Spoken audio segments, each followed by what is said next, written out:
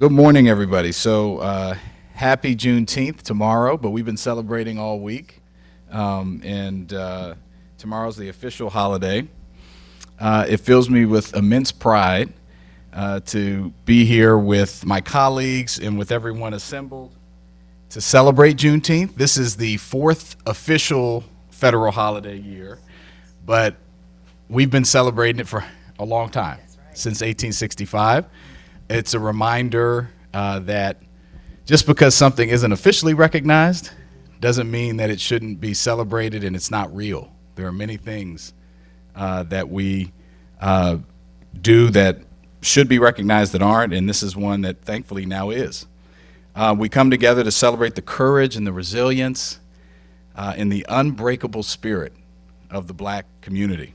We lift up Black excellence, Black culture, and the African-American experience, which has shaped much of our country. But we also commemorate the day 161 years ago when Union troops arrived in Galveston, Texas to announce the end of slavery. This was 2.5 years after the Emancipation Proclamation, and we'll hear more from Professor. I'm not going to steal your thunder. But it marks a moment that we can step back and reflect on the promises of freedom when they came to reality, at least in part, for the enslaved individuals in Texas. Now, I often remind people that many of them, I suspect, and I've seen some literature, knew that the Emancipation Proclamation had been issued for those 2 years, but they dare not leave without protection of Union soldiers. So imagine knowing you're free. The paper had been, the words had been said, but you had to sit for 2+ years waiting to be delivered.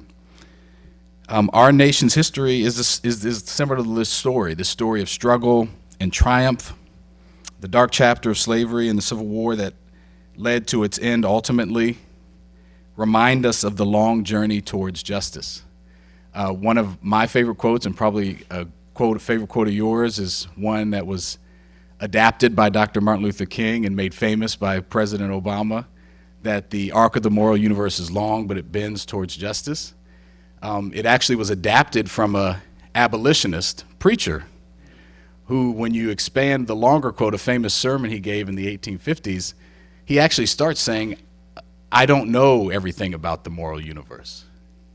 And but my faith teaches me and my actions teaches me, I'm paraphrasing, that it must bend towards justice. It's important to understand the full context of that quote because in the midst of injustice, it doesn't just automatically happen. You have to do our part, and that's certainly what Juneteenth represents. I think of people like Opal Lee. I was just at the White House last week with many others celebrating Juneteenth. And the vice president actually got on stage and danced with Kirk Franklin, which was pretty cool. But Miss Opal Lee, who fought and marched with so many others to actually get Juneteenth to be a federal holiday. Montgomery County has been ahead of the curve. Last thing I'll say, we've been celebrating Juneteenth, not since 1865, but for 27 years.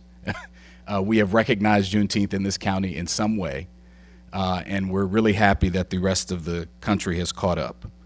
We have a duty to take care of each other and to reject hatred and to confront injustice, and Juneteenth is a reminder of that.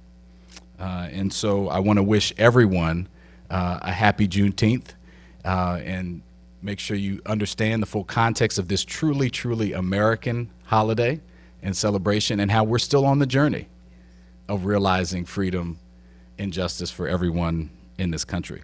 We're going to hear now from two folks that I love, Letitia Gasaway-Paul and Professor Hollis, in that order. Professor Hollis is a history professor at Montgomery College, and Letitia, Ms. Gasaway-Paul, is the Scotland Juneteenth chairperson, along with many other titles. And we're going to start with Ms. Paul. Good morning. Just reiterating what the council member just said, Juneteenth is not only a federal holiday, but it's a sacred holiday. Let's not forget the journey of those that's come along, that's that's built this bridge for us to walk across. Let's not us forget the lives that we're taking for us to be able to celebrate what Juneteenth is tomorrow. Amen. Let us not forget those that worked tirelessly, whipped, chained, to get us to this point. That's exactly what Juneteenth is. Yes, it's a celebration, but it's a day for also to educate each other along the way. And I love talking about Montgomery County and how they embrace us, but you can't talk about Montgomery County's history and not talk about Black history, because that is who we are as the people. For Scotland, Juneteenth Heritage Festival, we also talk about the other local Black historic communities that's along in Montgomery County. There's about 8 communities left, and it's important for us to continue to celebrate those as well. Today we have our football clinic, and tomorrow it all goes down at the Scotland Juneteenth Heritage Festival. We go from the 5K to the village to the park where we have our parade, and then we shoot for the very first time in Montgomery County's history the fireworks. And if that's not a reason to celebrate hallelujah, then I don't know what is. So please join us at scotlandjuneteenth.org, or juneteenthscotland.org, and we just want to thank all of you in Montgomery County for embracing Juneteenth and for the sacred holiday of what it is.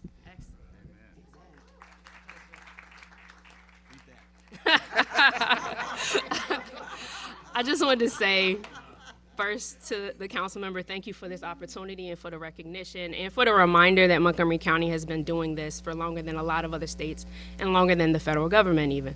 I also want to thank the General Counsel because it takes a collaborative process to recognize our history.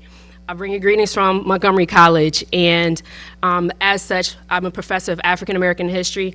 I didn't want to forget what I wanted to say, so I wrote some little notes, but I promise to be within my time, sir. Often in the retelling of the event of Juneteenth, people are quote unquote told that enslaved folks did not know that they were free until General Granger's speech, and I appreciate Councilmember Jawando doing something that I rarely see done, which is the reminder that enslaved people had minds and a consciousness and a communication system, a grapevine, and we knew things before we were allowed and recognized formally to be able to know things. And in so doing, what I'm saying is the story that we did not know that we were free is not true. And so that creates a presupposition that if we didn't know we were free for 2 years, that we didn't know about Lee's surrender Appomattox 2 months prior, and we more than likely did. Neither had we heard about the Emancipation Proclamation of President Lincoln. And how is it possible for us not to be able to do so? Being a scholar who reads texts of African American history, we understand how to read against the grain. Something that we do in the classroom is, as historians and humanities educators, is not simply to retell stories. We try to talk about how to analyze the stories that we often hear. When I teach about Juneteenth, I ask students to unpack the very versions of the stories that are most prominent. Rosa Parks was tired.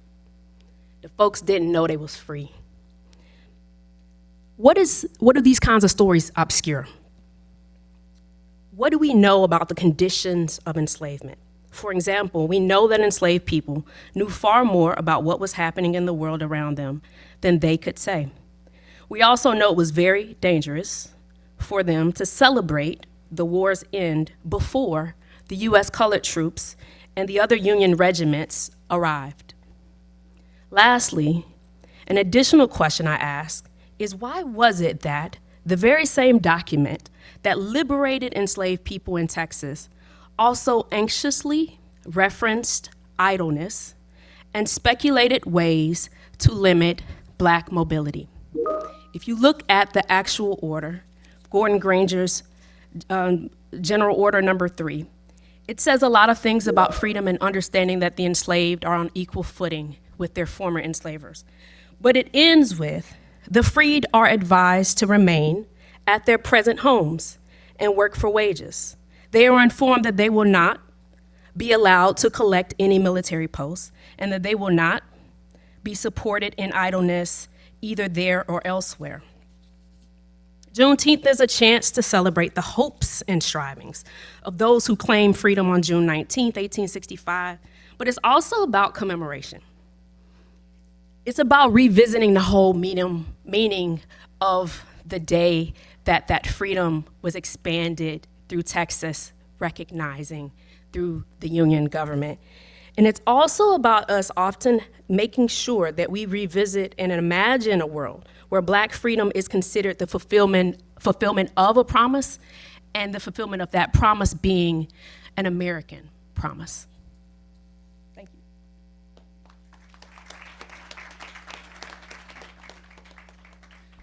Thank you so much, Professor. I'm going to read the proclamation, and then we'll take a picture, and then everyone will come out and celebrate tomorrow and commemorate. Whereas Juneteenth is the oldest nationally celebrated commemoration of the ending of slavery in the United States, becoming a federal holiday after the dedicated efforts of Miss Opal Lee, the grandmother of Juneteenth. At age 89, Miss Lee walked from her home in Fort Worth, Texas to Washington, D.C. to deliver 1.5 million signatures to Congress calling on lawmakers to make June 19th a national holiday. Her efforts led to legislation being passed and signed by President Biden in 2021. And whereas the Emancipation Proclamation issued by President Abraham Lincoln 161 years ago in 1863 legally freed enslaved individuals in the Confederacy that were not yet under Union control. Many enslavers, including in Montgomery County, continued to hold free men, women, and children captive for years after the announcement. In 1860, Montgomery County had a population of 18,322, including some 5,500 enslaved and 1,500 free blacks. Maryland would remain a slaveholding state until the Maryland Constitution of 1864 outlawed slavery on November 1st of that year. And whereas General Gordon Granger arrived in Galveston, Texas on June 19, 1865, and announced the end of the Civil War and the end of slavery. There were still 250,000 enslaved people in Texas at that time. That day became known as Juneteenth, a symbolic date representing African American freedom in the United States. And whereas slavery and the white supremacist mindset that fueled it set the foundation for hundreds of years of systemic and institutional racism, with devastating consequences to black people in the United States. On December 6, 1865, slavery throughout the United States became illegal when Georgia ratified the 13th Amendment to the U.S. Constitution. While Juneteenth is a celebration of freedom, it also highlights the injustices that were suffered and that are still felt today. And whereas the significance of Juneteenth continues to grow as Black Americans and allies across this country and the world continue the push to create an anti-racist society for the first time in United States history. Montgomery County's elected leaders and residents are more committed than ever to this effort. Now therefore be it resolved that the County Council of Montgomery County, Maryland hereby commemorates and celebrates Juneteenth and recognizes the full history of the United States and its people for the betterment of our society. Presented this day, the 18th of June in the year 2024, signed by myself and the Council President on behalf of all council members. Happy Juneteenth.